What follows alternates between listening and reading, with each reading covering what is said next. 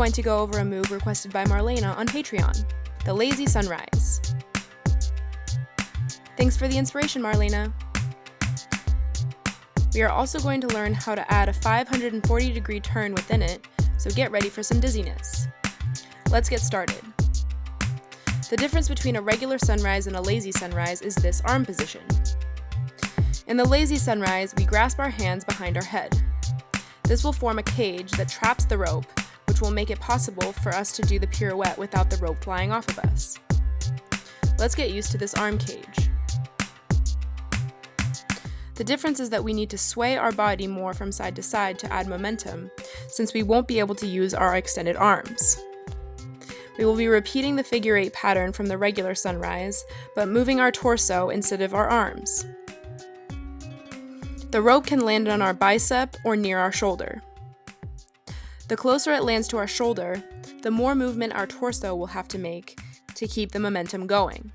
If we start losing momentum, we can just extend our arms again to help fix our pattern.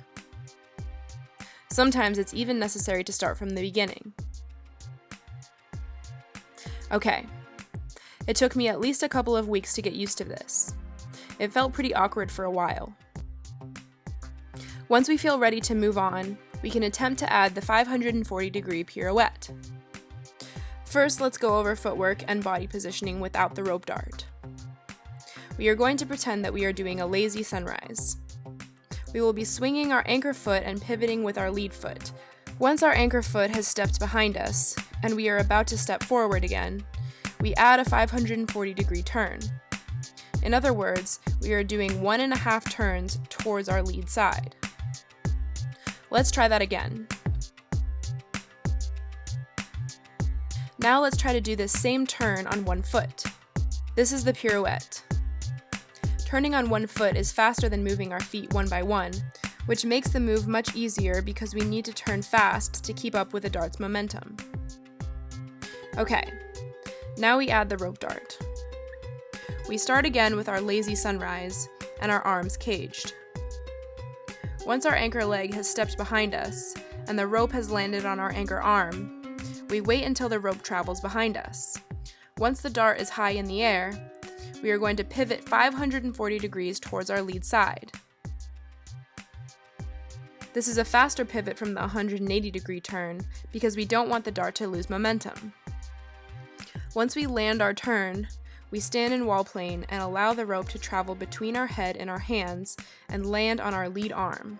The hardest part about this is keeping the momentum moving at a constant pace and then allowing the rope to move between our hands and our head once we have stopped turning. If there is not enough space for the rope to pass between our head and our hands, we might get in the way and end up hitting ourselves.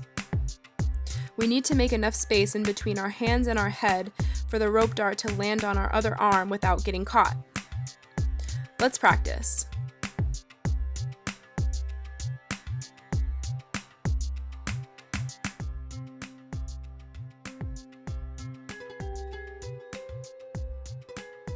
Once we feel comfortable with this side, we can practice the same pirouette going in the opposite direction. This time we wait for the rope to land on our lead arm and then pirouette towards our anchor side, meaning that we step behind us.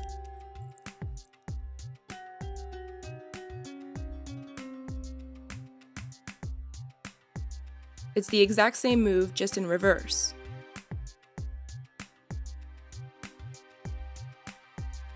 Please remember to take plenty of breaks while drilling this move because turning over and over again can mess up our equilibrium, which makes us dizzy and confused.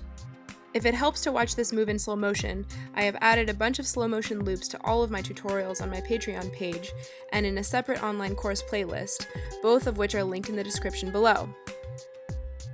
Hope you enjoyed this tutorial. Love you guys!